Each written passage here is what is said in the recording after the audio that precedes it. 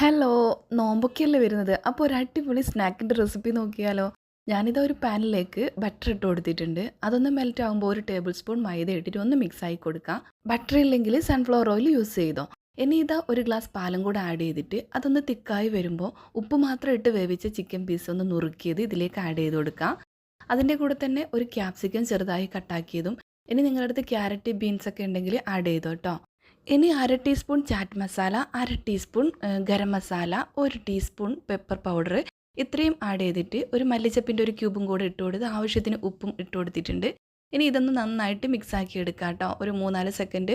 ഇനി ഇതാ ഒരു ബൗളിലേക്ക് അരക്കപ്പ് മൈദ, 1/4 കപ്പ് കോൺഫ്ലോർ, ആവശ്യത്തിന് ഉപ്പും വെള്ളവും ചേർത്തിട്ട് ഒരു ദോശേൻ്റെ ബാറ്റർ പോലെ റെഡിയാക്കി വെക്കാം. വേറൊരു കപ്പിൽ 1/4 കപ്പ് മൈദ, ഒരു ടീസ്പൂൺ ചില്ലി ഫ്ലേക്സും ഉപ്പും ആവശ്യത്തിന് വെള്ളവും ചേർത്ത് അതൊരു തിക്ക് ബാറ്ററാക്കി വെക്കാം. ഇനി ഇതാ ദോശയൊന്ന് ചുട്ടെടുത്ത് നമ്മുടെ ഈ ഫില്ലിംഗ് ഒന്ന് സെൻറ്ററിൽ വെച്ച് കൊടുത്തിട്ട് 4 സൈഡിൽ നിന്നും ഇതുപോലെ മടക്കിയെടുക്കാം. ഒരു പപ്സിൻ്റെ ഷേപ്പിലാക്കി വെക്കാം. ഇനി ഇതാ ബ്രെഡ് ക്രംസ് എടുത്തിട്ടുണ്ട്. അതിലേക്ക് ഒരു ടേബിൾ സ്പൂൺ വൈറ്റ് എള്ളില്ലേ അതും കൂടെ മിക്സാക്കി വെച്ചിട്ടുണ്ട്. ഇനി നമ്മൾ ചില്ലി ഫ്ലേക്സ് ഇട്ടിട്ട് തിക്ക് ബാറ്റർ ഉണ്ടാക്കിയില്ലേ അതിലേക്ക് ഇത് മുക്കിയിട്ട് ബ്രെഡ് ക്രംസിലൊന്ന് കോട്ട് ചെയ്തിട്ട് ചൂടായ ഓയിലൊന്ന് ഫ്രൈ ആക്കി എടുത്താൽ മതി കേട്ടോ. അടിപൊളി ടേസ്റ്റുള്ളൊരു സ്നാക്സാണ്. അപ്പോൾ വീഡിയോ ഇഷ്ടമായി നിങ്ങൾ ലൈക്കും കമൻറ്റും മറക്കരുത്. അടുത്ത റെസിപ്പി ആയിട്ട് വരുന്നവരേക്കും ബൈ, ടേക്ക് കെയർ.